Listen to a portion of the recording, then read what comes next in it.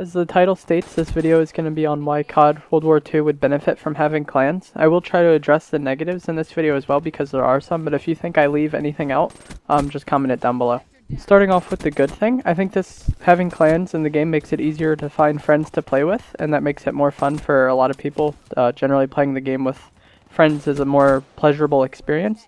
And then this also will keep people playing the game longer, which is a benefit to the developers obviously, because if people are playing the game longer, and more often they're more likely to buy DLC and microtransactions. So you would want to increase retention as much as possible if you are a game developer, especially with a game that has DLC and microtransactions. The main negative people state to clans is that it makes more people run in parties, and that makes it harder for them to play as a solo player, which is true, but they are going to run into parties regardless if there's clan support or not.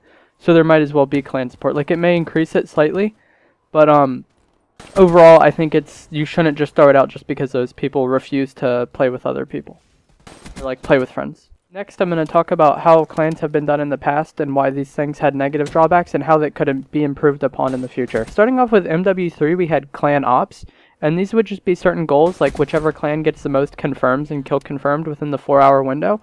And then at different times, they also had lone wolf ops. I would like to see similar things returned, even if it's not clan oriented or not done in a similar way. Just like a goal that you can go for as a community. Say you're a solo player, you can just enlist in this, and then I'll get to the rewards later, but I think they could do a lot with rewards, because in the past, I think with CoD Elite, they did physical rewards, and then later on, there was also cosmetic stuff in game, like clan tags and camos and emblems and such. Yes, we started off with clan ops and clan and solo and lone wolf ops, I should say. Lone wolf ops was great. I think the only thing they needed to change is make it to where you can't be playing in a party for your progress to count, because it led to a lot of people just getting all the kills, and one person would run around and pick up all the tags. So I don't think that's how it should be played. If you are participating in the lone wolf ops, it should force you to play alone, or maybe even make it its own playlist, as I will suggest later with clan activities. Make it its own playlist, and it's a mercenary playlist, so that there is no way for people to play in a party. Like I said, these were just very basic, and I definitely think something like clan ops or lone wolf ops should definitely return because it keeps the community engaged. It just needs to be tweaked a little bit. Later on, we had clan wars. This started off in Call of Duty Ghost. The clan ops and lone wolf ops were for Modern Warfare 3 and Black Ops 2. But clan wars came in Call of Duty Ghost, and it was continued at Advanced Warfare, and this is what led a lot of people to have an issue with clans, because it would persist for a weekend, and I think when they started off, they were a week long. And it just led to a lot of people just rolling with full parties. What you would have to do is get wins in a certain game mode. There would be a board, and each little piece would be a different game mode you would have to get wins in to take over that piece.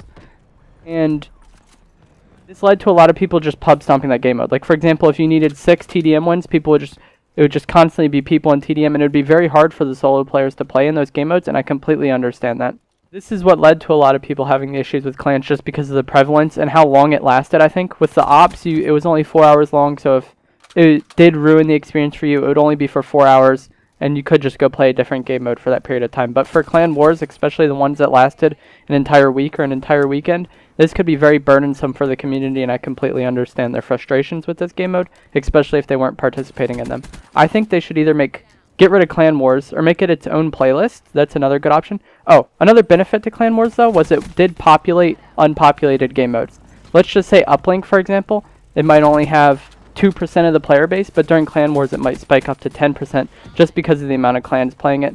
I know it makes it harder for those normal players in it, but it also makes it possible to find an uplink game. So it's a win-win, or it's kind of neutral there. There's some positive and negatives there, and I definitely think that clans should be used to promote gameplay in the lesser populated playlists in some way. I think the best way to balance clan wars is to make it its own playlist. This is very simple. You'll have clans playing against clans, and yeah, it just won't really bother the community that aren't participating in it in any way. Another way that they could solve this issue is have better matchmaking, to where people are less likely to get matched against parties if they're playing solo. I think this is something that needs to happen regardless, and this would clear up a lot of issues with clans, and I think it would just make the community overall a lot happier, because it is very frustrating to constantly be playing against full parties if you enjoy playing solo, or if you have no friends on. I think the final solution, other than better matchmaking or just making it its own playlist, is to have them last for way less time. That way that it's less intrusive because it's not lasting as long. For example, if it's a week long and you just only play solo and it's ruining the experience for you, it's ruined for the entire week, and you can't play it all that week and have fun.